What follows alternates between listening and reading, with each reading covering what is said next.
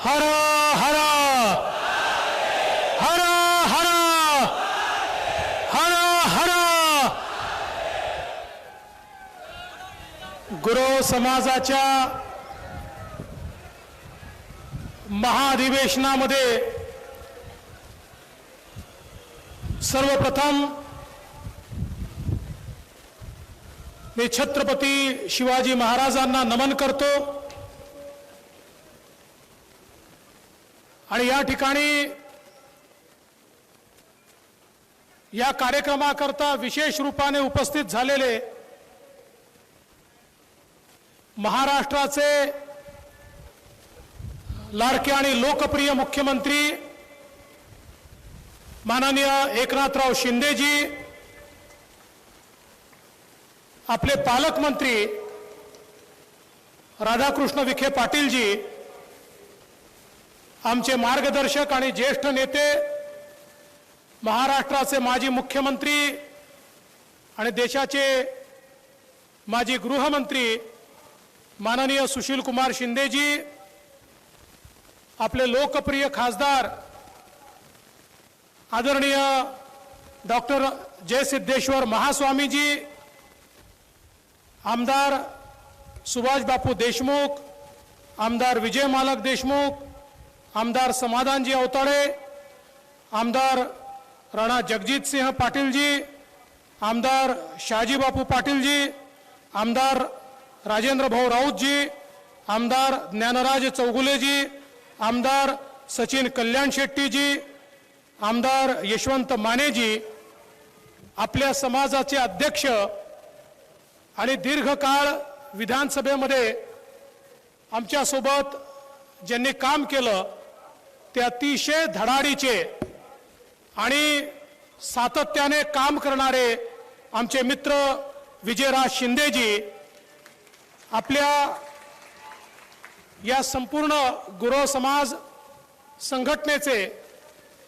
मंचावरील सर्व पदाधिकारी आणि उपस्थित सर्व माता भगिनी आणि बंधूंनो, आज समृद्धी महामार्गाचं उद्घाटन होतं. आम्ही विजयराजजींना मुख्यमंत्री महोदयांनी आणि मी आधी तारीख दिली आणि मग आम्हाला अचानक निरोप आला की माननीय पंतप्रधानांनी 11 तारखेचा समृद्धीचा कार्यक्रम स्वीकारलाय. विजयराजला आम्ही बोलवलं, म्हटलं तुम्हीही 11 वाजताची वेळ दिली आहे आणि प्रधानमंत्री महोदयांनी 11 वाजताची वेळ दिली आहे, कसं करता येईल? ते म्हणाले आमचे लोक असे आहेत, आम्ही 11 वाजता बोलवलं आणि तुम्ही 4 वाजता आले तरी लोक वाट पाहतील, त्यामुळे तुम्ही काळजी करू नका. आणि मग मुख्यमंत्र्यांनी आणि मी विजयराजजी तो कार्यक्रम संपवला, जेवण देखील केलं नाही, तसंच धावपळ करत विमानात येऊन बसलो आणि आपल्या सगळ्यांचं दर्शन घेण्याकरता या ठिकाणी आलो. खरं म्हणजे हा आमचा गुरव समाज हा अनादी काळापासनं असलेला अशा प्रकारचा समाज आहे. शिवतत्वानी ज्या समाजाची निर्मिती केली अशा प्रकारचा हा आमचा गुरव समाज आहे. ज्या महर्षी दधीचींनी आपली हाडं आपली अस्थी गाळून सृष्टीला वाचवलं, त्या दधीचींचा इतिहास सांगणारा आणि त्यांच्याशी नातं सांगणारा अशा प्रकारचा आमचा समाज आहे. संत काशिबा ज्यांनी वारकरी संप्रदायामध्ये एक आपलं वेगळं स्थान तयार केलं, त्यांच्याशी नातं सांगणारा आमचा हा समाज आहे.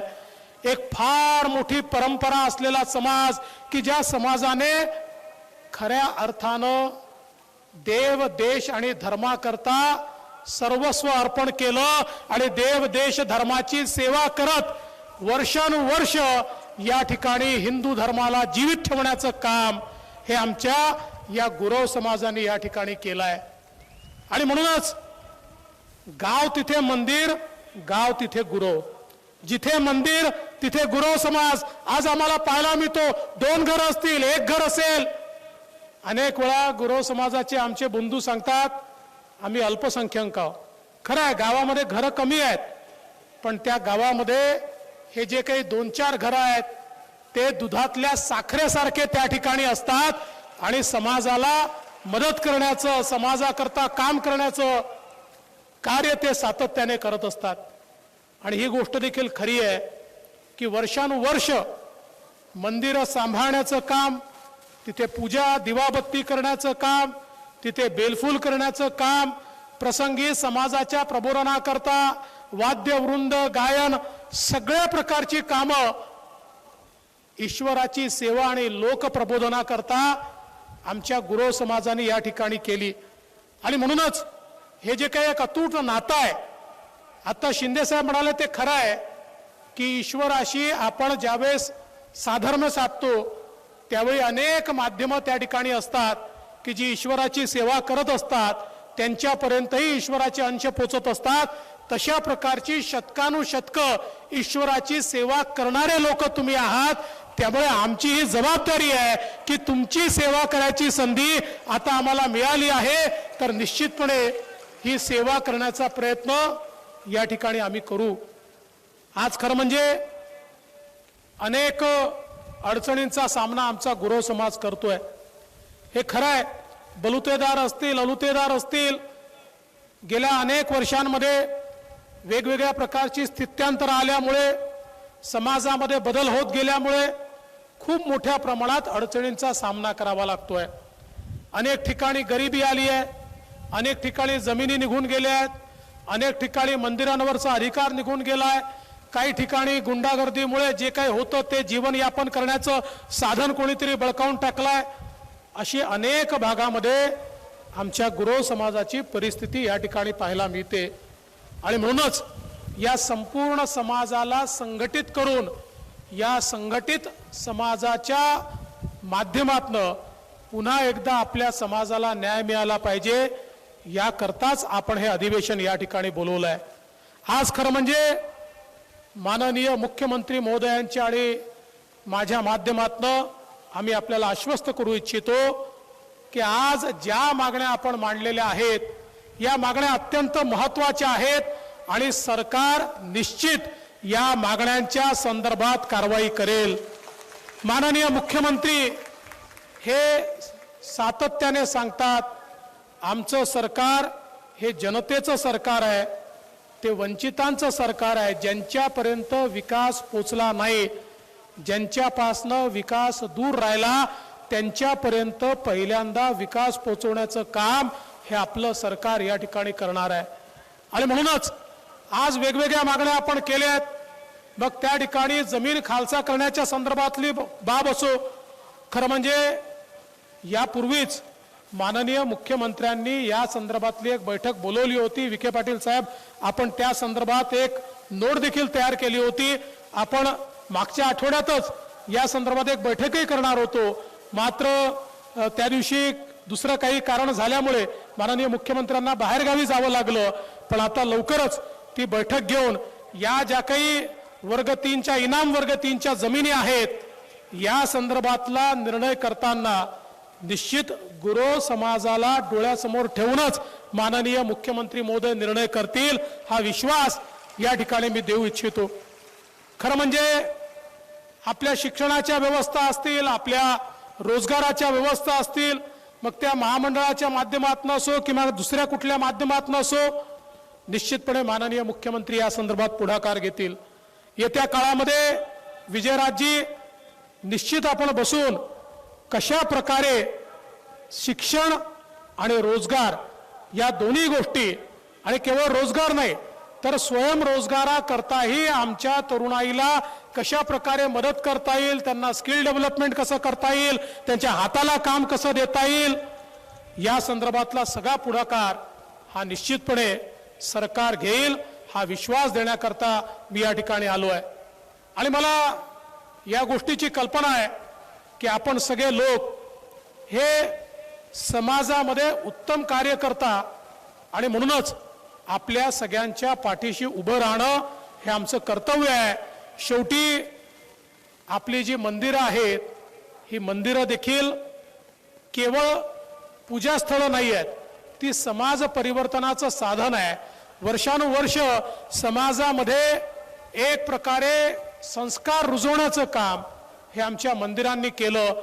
आणि म्हणूनच आता पुन्हा एकदा देशाचे पंतप्रधान देखील या देशामध्ये मंदिरांचा जीर्णोद्धार करतात आणि त्या ठिकाणी स्वतः जाऊन पूजा करतात. कारण ही आमची संस्कृती आहे. त्या संस्कृतीप्रमाणे वागण्याची आम्हाला कुठली लाज नाही. किंबहुना ती संस्कृती जर योग्य ठेवली आणि त्याच्यामध्ये शिरणाऱ्या ज्या कुप्रथा आहेत की ज्या विषमता तयार करतात, अशा सगळ्या प्रथा जर आम्ही दूर केल्या तर निश्चितपणे आमचा समाज सश्रद्धही राहील आणि आमचा समाज हा संस्कारित राहील. तेच काम तुम्ही या ठिकाणी करतात. खरं म्हणजे आज सोलापूरमध्ये आपण आहोत आणि सोलापूर ही खरं तर मला असं वाटतं एक आध्यात्मिक नगरी आहे. एकीकडे सिद्धरामेश्वर आहेत, बाजूला पंढरपूरला विठ्ठलांचं मंदिर आहे, तिकडे अक्कलकोट आहे. त्यामुळे हा सगळा जो भाग आहे हा अतिशय श्रद्धेचा भाग आहे. आणि या ठिकाणी खरं म्हणजे आम्ही देखील वेगवेगळ्या व्यवस्था करण्याचा प्रयत्न करतो. माननीय मुख्यमंत्र्यांनी पंढरपूरमध्ये विकास करण्याचा निर्णय घोषित केला आणि त्यानंतर काही लोकांनी त्या संदर्भातला वाद तयार केलाय.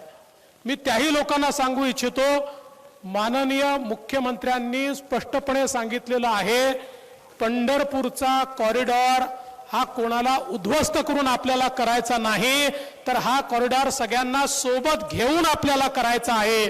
त्यामुळे आज इथे संधी मिळाली आहे म्हणून सांगतो, 500 घरं तोडून टाकणार, मठ मंदिरं तोडून टाकणार, अशा प्रकारचा कुठलाही कॉरिडॉर आम्ही करणार नाही.